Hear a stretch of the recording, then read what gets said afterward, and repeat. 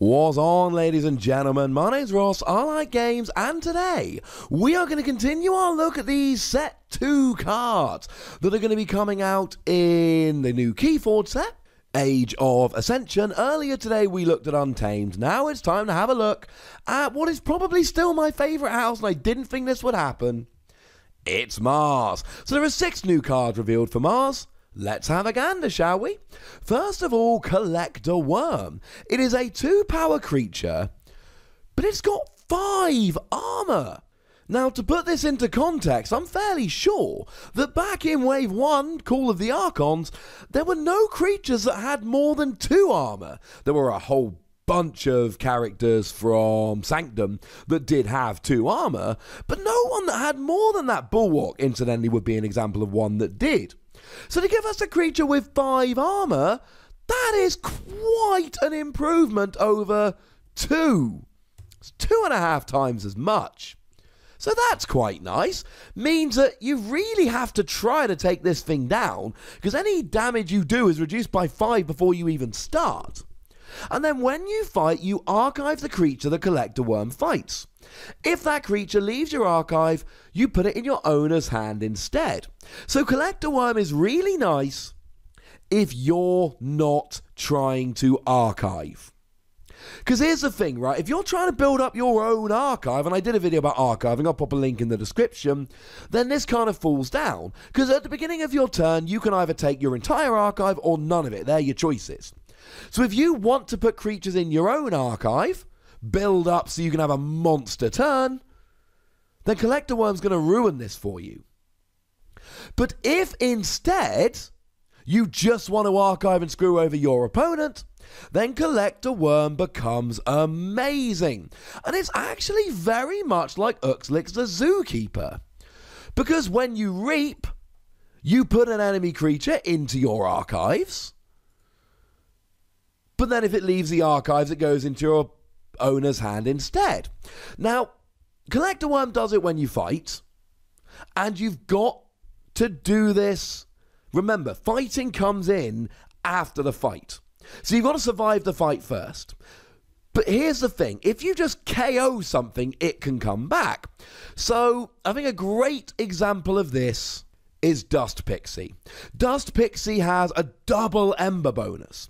So if you destroy Dust Pixie, then it can just get shuffled back into your opponent's deck, or you can use something like Regrowth to get it back, and then that's actually kind of annoying. But if you archive it, it can't come back. That's what makes Collector Worm so good. So if Collector Worm is archiving as you fight, and Uxlix the Zookeeper is archiving as you reap, you can really just get rid of all your opponent's creatures here. But the fact that you've got 5 armor means you're probably going to survive most fights. There's a whole bunch of fights where you won't even take any damage, so you get to destroy a creature while not letting your opponent reuse it. That sounds like fun. Now, I meant to go in alphabetical order. I messed up because we need Ember Conduction unit.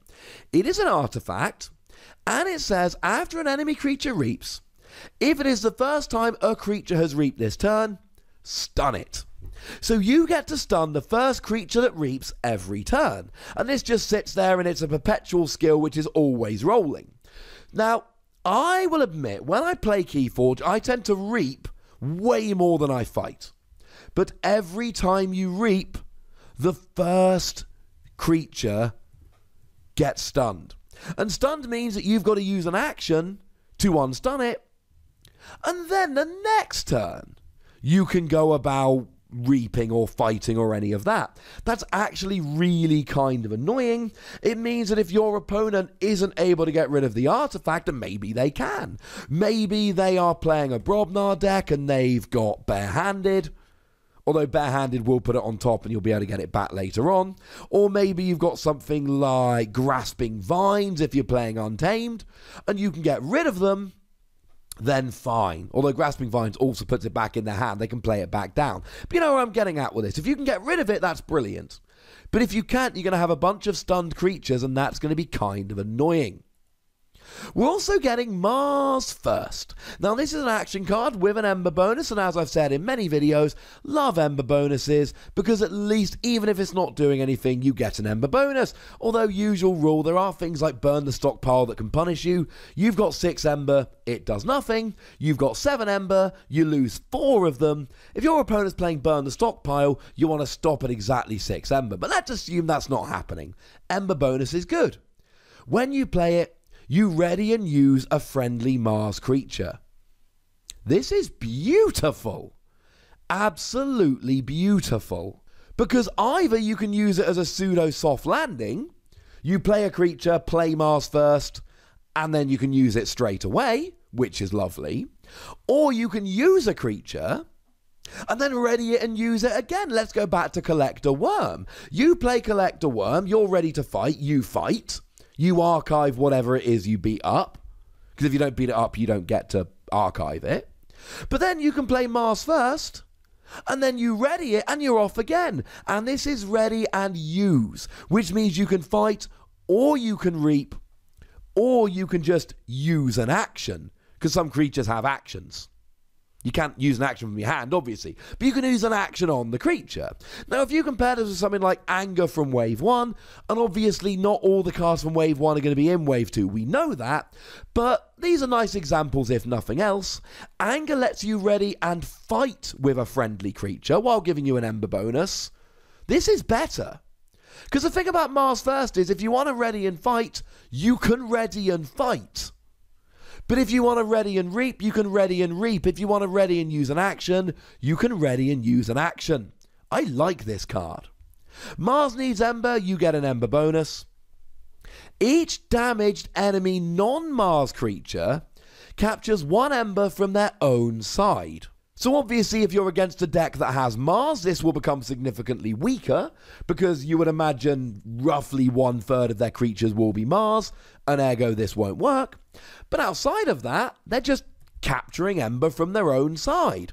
Now, what's great about that is that captured Ember goes to the other player when the creature is destroyed. It says it right there in the rulebook. When a creature leaves play, any Ember on that creature is gained by the opponent.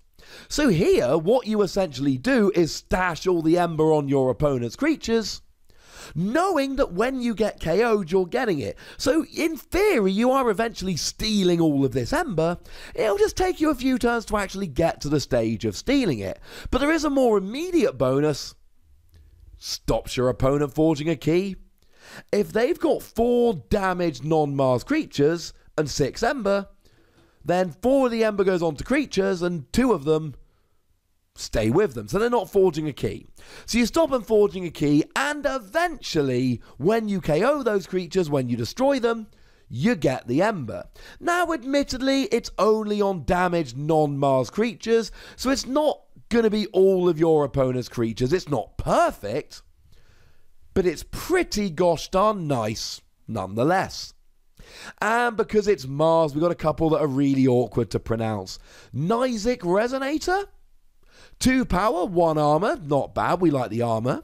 For each neighbor Nozick Resonator has, your opponent's keys cost +2 Ember. That's crazy, ladies and gentlemen. That's ridiculous. Again, now we talked about this in the Untamed video. We did mention Nox, who got +3 power for each neighbor.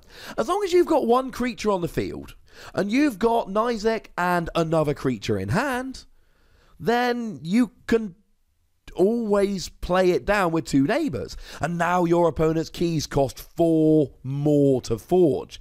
That's ridiculous. In Wave 1, we had Lash of Broken Dreams, an artifact that increased the cost by 3, and that's a brilliant one. I mean, we've got Mamook in Wave 1, which increases the cost by 1. This is better, frankly, as long as you've got some neighbours. Now, your opponent's going to try taking this down, and they're probably going to go after it pretty gosh darn quickly. But worst case scenario here, there's 1 key where your opponent isn't able to forge a key. And what's also kind of hilarious, we don't know if it's going to be in Wave 2, but if it is, Jammer Pack. If you put Jammer Pack on this and it's got 2 neighbors, your opponent's keys cost 6 more Ember to forge. Tell me that doesn't sound kind of hilarious. And then the final one we've got here is Isaac's Shockworm? 3 power, 1 armor. After an enemy creature reaps, you stun it. And this is a perpetual ability. Now, to be fair, it's only got 3 power and there's no elusive or any of that. So you're probably going to be able to take it down fairly quickly. This probably isn't going to last long, although the 1 armor will help. But the big difference here is your opponent's going to have a turn where they go, right, I've got 4 creatures, time to start reaping. Oh, they've got that Shockworm dude on the field. Well, I can't reap. Not until I've taken him down. So they have to use an attack or 2 to take this down, which means they're reaping once or twice less than they'd like to, which means they've got 1 or 2 Ember fewer than they should have, which means they might not be able to forge a key next turn. And the game is literally called Keyforge. Anytime you can stop your opponent forging a key, as we would say in Britain, you're on to a winner. And of course, there is a fairly obvious combo here with the previously mentioned Ember Conduction unit, which stuns the first creature that reaps. Although, to be honest, that is irrelevant if you've got Shockworm dude down and your opponent doesn't take it out, because then they're all getting stunned. Yeah, Mars are apparently stunning you. We are going to see this. In Wave 2, we're going to see these patterns and tendencies. And although we've only seen 6 cards from Mars, 2 of the cards we've seen stun creatures when they reap. Anyone else think this is going to be something that Mars do in Wave 2? I personally do. But we do have one other hard to pronounce card, which actually has nothing to do with stunning when you reap. It is Xanthix Harvester. When you reap, you gain 1 Ember. So of course that's 2 Ember because you get the 1 for reaping, then the extra 1 here. Here's the thing. It cannot be used while it has a non-Mars neighbor. So you have to be incredibly careful with the sequencing here. You've got to make sure it goes down onto a flank next to a Mars, and then you do not play any other creature than a Mars next to it. Which again, all you need to make sure you do here is if you're playing a non-Mars creature, pop it on the other flank. That might screw up some other combos, but it's got to be done. But you get 2 Amber when you reap. That sounds like fun to me. 3 power, it's not the strongest creature ever, but double reaping, count me in, ladies and gentlemen. Count me in. So they are the 7 cards from Mars that were revealed, well, yesterday as it happens. And look, we're expecting over 50 cards from Mars in set 2. So this is but the tip of the iceberg. And as I said, there's been way too many cards revealed to go after them in one video while doing them any justice. Frankly, 7 in 1 video is pushing it. So I figured let's split them up by house and have a roll. So that's what I think about all of these Mars cards. I'm a little bit excited, but I would like to know your feelings. So please let me know in the comment section. Go nuts. But please do remember the rule. Be nice, would ya? And then make sure you like this video, subscribe to this channel, and follow me on Twitter at the Wossy, where we're going to be talking about Keyforge. And we're going to be talking about a whole bunch of other games. But by far the most important thing, as always, look after yourselves till next time. Thank you very much for watching. My name's Ross, and you've been watching Wossy Plays.